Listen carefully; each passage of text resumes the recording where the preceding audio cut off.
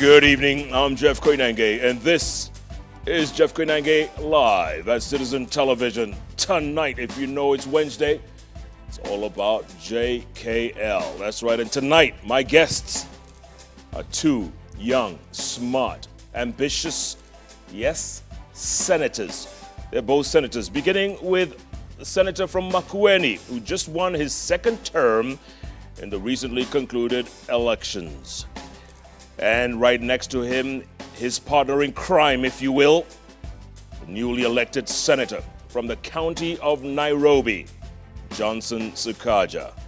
Both of them will be talking about the way forward on the heels of the Supreme Court decision last week and 41 days and 41 nights before a new election. In fact, the question we're asking you tonight is, are these two legislators, that's right, Sakaja and Mutula Kilonzo Jr., are they a reflection of what we call the future of Kenya? Pretty simple question, yes or no? SMS us, 22422. You can also tweet us at Koinange Jeff, at Citizen TV Kenya. Hashtag. Make sure the hashtag is there. As always, is JKLive. The question we're asking again is, are these legislators, namely Johnson Sakaja and Mutula Kilonzo Jr., a reflection of what we call the future of Kenya? Simple yes or no. SMS us, number 22422. You can tweet us at Koinange Jeff, at Citizen TV Kenya. The hashtag, as always, is JKLive. And JKLive begins right now, tonight.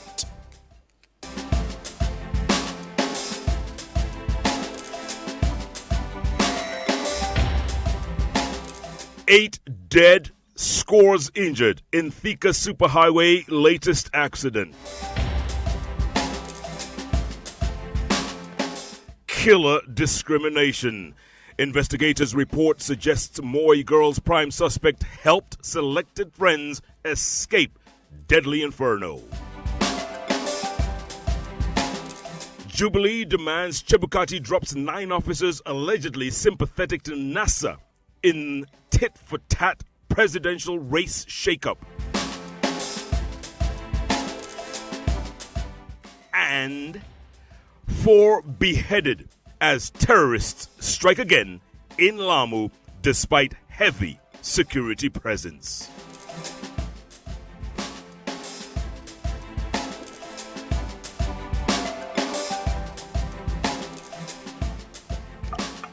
All right, welcome to the broadcast. Our sign language interpreter is Douglas Okaya. We begin with some sad news, and 8 people have been confirmed dead after the vehicles they were traveling in were involved in a grisly accident along the Thika Superhighway earlier today. Eyewitnesses say a lorry rammed into a minibus after a tire burst, triggering a smash-up that involved 4 vehicles. At least 15 people were also injured, as Wilkiston Yabwa now reports. Traffic slowed to a crawl as a crowd gathered at the scene of the accident. Passers-by quickly working to rescue the injured from the vehicles involved in the crash. List of senior IEBC managers it once barred from managing next month's election in a tit-for-tat demand against those made by NASA. Among those Jubilee wants out over alleged ties with NASA is Hussein Marjan, who was handpicked by IEBC Chair Wafula Chebukati to head the election team management. But Chebukati has dismissed Jubilee and NASA demands as untenable and unacceptable. Sam Gituku reports. A day after the Electoral Commission appeared to buckle under NASA pressure and sidelined 6 senior managers for next month's presidential poll, Jubilee also made its own demands. In an apparent tit-for-tat move, Jubilee Party wrote to IEBC Chair Wafula Chebukati demanding 9 officials it accuses of sympathies to NASA step aside. The list comprising of IEBC Deputy CEO Marjan Hussein, whom Chebukati picked to head his 6-member coordination team, Salome Oyugi, the Manager Legal Services of Favoritism, the Director in charge of Research Decima Mai, and Crispin Owie, who is in charge of investigations at the Commission. Others cited are Joseph Ayata, the Human Resource Development Manager, Voter Education Manager Joyce Kwam, and Tabitha Mutemi, who is in charge of corporate affairs. Linus Onyango, who handles election security, and Caroline Manyange, currently in charge of boundaries, are also unwanted by the Jubilee Party. Of that judgment, Mr. Chair. But in a quick response, Chebukati has asked both political formations to respect IEBC's independence, and it's not practicable to grant the demands owing to time constraints. Earlier in the day, it was reported that a section of the commissioners were unhappy with Chebukati's anointed team that sidelined the CEO Ezra Chiloba and 6 others, claimed the President's party for a consultative meeting tomorrow. The rising political fever and especially the push and pull over the election date between NASA and Jubilee would see foreign envoys and religious leaders call on President Uhuru Kenyatta at State House, Nairobi this morning. Good morning. Good morning. The meeting centered on the fresh poll slated for 17th October, a date that NASA has openly contested. But the presidency is firm that the election date should not interfere with the academic cycle and, more importantly, not disrupt the primary and secondary school examinations. The duo, who took a break from campaigns today, resumed their vote hunt tomorrow in Chepareria in West Pokot and Kimilili in Bungoma Thursday, where they will attend the homecoming of Didmas Baraza, who was elected on a Jubilee ticket in Kimilili. They will culminate in the DP's backyard of Eldoret in Uasin Gishu County. Friday, the Jubilee Brigade takes to the historic Kapkatet grounds in Kericho County and Naivasha in Nakuru County before they head back to Nairobi for a campaign tour on Saturday. In Laikipia, Devolution CS Mwangi Kionjuri was drumming up support for Jubilee's re-election in Laikipia, where he told off NASA leaders over threats to boycott elections unless they are consulted on the date. Sasa hii kuanzia kwake kusema sijui ati tuende tukameza tukazungumuze tena, tuende tukafanye hivi, mala hata enda uchaguzi. Tunataka kuelezea Raila atarahisisha kazi. Kama Raila hataki kwenda uchaguzi, asanti sana. Manake hata angetupotezea masaa ya kuhesabu kura. Kwa sababu sisi tunajua ile kura mingi itahesabiwa ni ya Uhuru Kenyatta. This even as Ukambani leaders led by former Wiper chairman and Kitui Senator David Musila would throw their weight behind Kenyatta's bid. As Kamba leaders, we cannot afford to see our community continue to remain in the opposition any longer. And that's why we wish to affirm our support for the election of His Excellency Uhuru Kenyatta, who is definitely going to win. Uhuru Kenyatta tukumpatia kura 2013, lakini yeye alinjitoa mwanga, akafanya kazi nyingi, project nyingi, Ukambani mmesikia simesoma. We have resolved to mobilize Kamba community in Makueni County to support re-election of His Excellency the President, Honorable Uhuru Kenyatta, and his deputy. Jackie Maribe, JKL. All right, thank you for that, Jackie. Now, let's go to the next story here. And members of parliament, no, this is not the one. This is about NASA, right? Okay, where's my NASA story? I'm looking for it. Thank you, Monica. All right. Okay, it's not on the auto cue. Here we go. All right, let's carry on. Members of Parliament allied to the National Super Alliance will have to contribute between 200,000 and 500,000 shillings to finance the Raila Odinga presidential campaign. The figure was agreed upon during the coalition's parliamentary group meeting, in which the leaders drew a strategy to guard Raila's votes in the October 17th presidential poll. Francis Gashuri has the details. The NASA top brass convened a consultative meeting with the coalition's members of parliament 5 days after the Supreme Court nullified President Uhuru Kenyatta's re-election and ordered a fresh State House contest. During the first NASA parliamentary group meeting after the Supreme verdict, the lawmakers grudgingly agreed to dig deep into their pockets to fund the coalition presidential candidate Raila Odinga's campaigns. Each first-time member of parliament will have to part with 200,000 shillings, while those who have served for more than once will each contribute 500,000 shillings.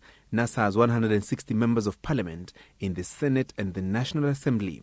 They will also be required to finance presidential campaigns in their respective constituencies. Some members of parliament, however, complained that the amount set was too high and that their accounts had been depleted by the 8th August general election vote hunting activities.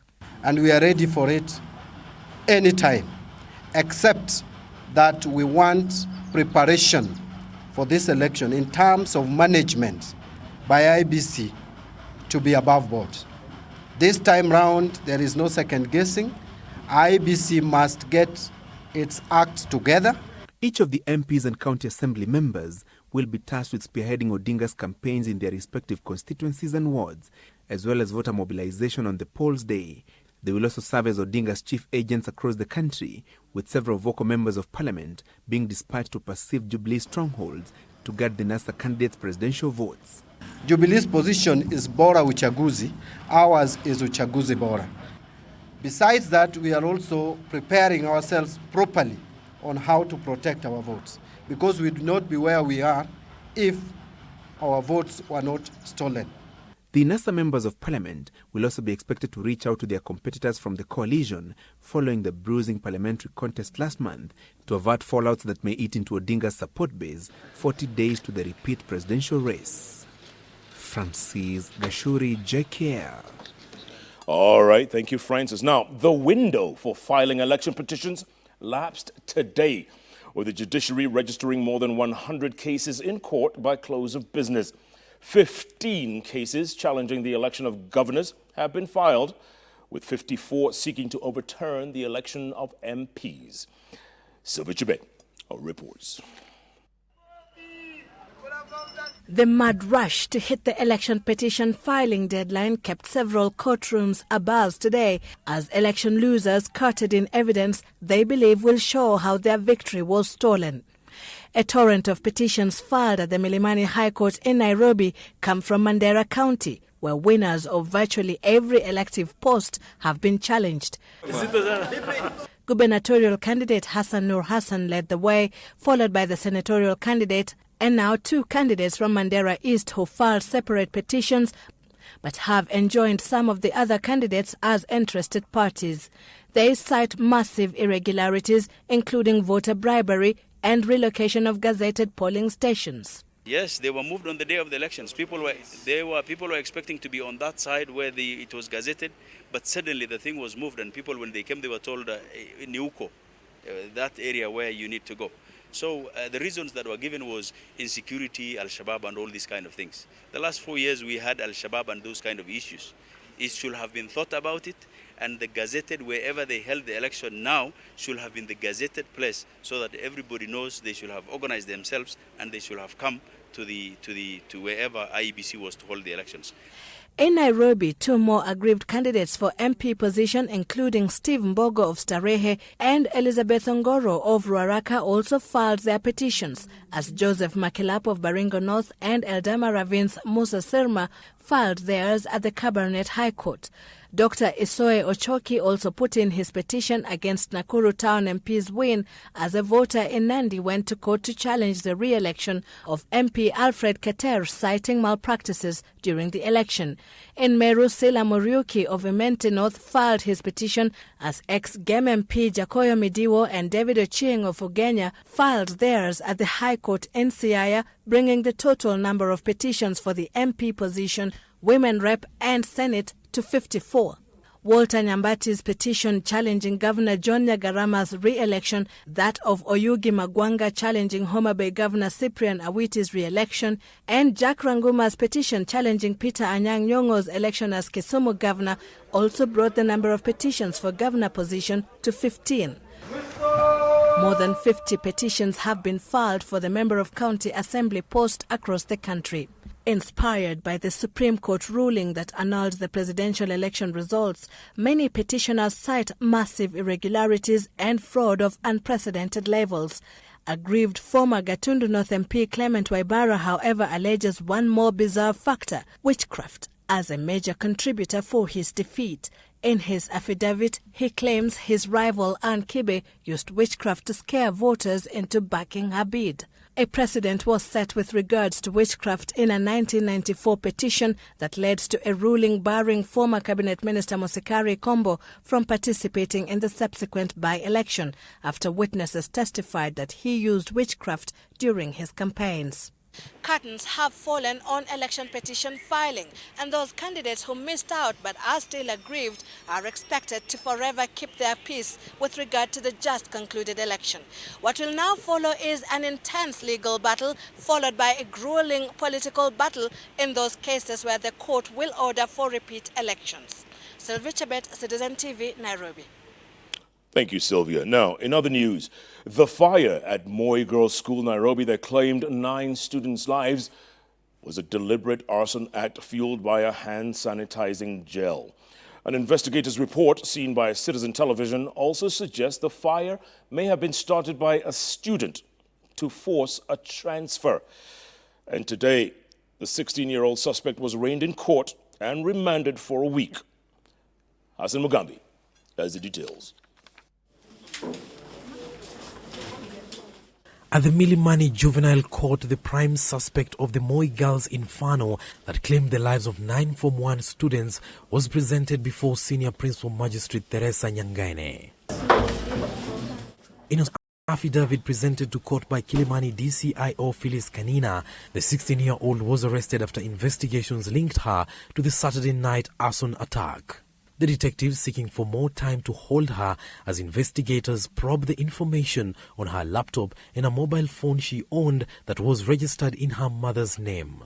An investigation report seen by Citizen TV says 25 out of the 80 students interrogated pointed an accusing finger at the suspect for the 2 a.m. fire. The girl who allegedly expressed her displeasure with the school had reportedly threatened to her friends that she would force her parents to transfer her to Kenya High School by doing something drastic. Detectives believe the fire, whose epicenter has been traced to the bed of the prime suspect, was fueled by a highly flammable hand sanitizer that the girl is known to have been using. The theory has been buttressed by the suspect's claims that she found her bed on fire when she returned from the toilet. But detectives are also puzzled by allegations by several students that the suspect personally woke a few of her friends, including some on a floor above her bed, in time to escape the fire before the flames engulfed the 380-capacity dormitory. The student who told detectives she wants to be a fiction writer is reported to have attempted suicide